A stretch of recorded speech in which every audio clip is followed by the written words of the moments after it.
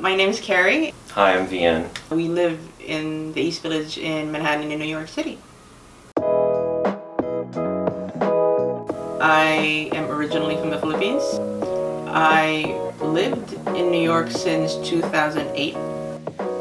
I'm originally from Queens. I've lived there pretty much most of my life, and I just moved to the city, but I pretty much live in like 3 out of 5 boroughs.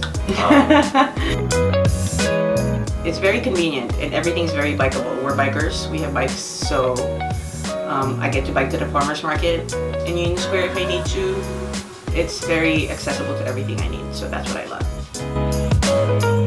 My mother was a flight attendant, so growing up our house was filled with a lot of different items from the places that she's been in, so it's been kind of, I've been influenced by my mother in that way that every time we go somewhere I buy a little something and then I bring it to my house, and basically my house is a collection of stuff and a lot of plants, obviously.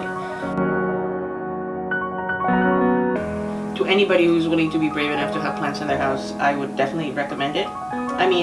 Yes, they require a lot of work, but you don't have to have the same amount of plants I do. But a plant or two definitely adds life to a space. And there's just something nice about having something as small as this to take care of.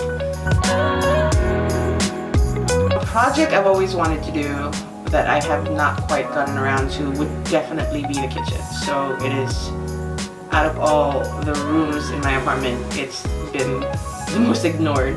I've been wanting to paint paint the walls, paint the kitchen cabinets. They're pretty bare and raw right now. Me personally, I like having the balcony. It's a lot different because we never had that in Brooklyn. Yeah, having a balcony in New York City is like gold in real estate. So as soon as I found out that we had it, I'm definitely putting plants in it.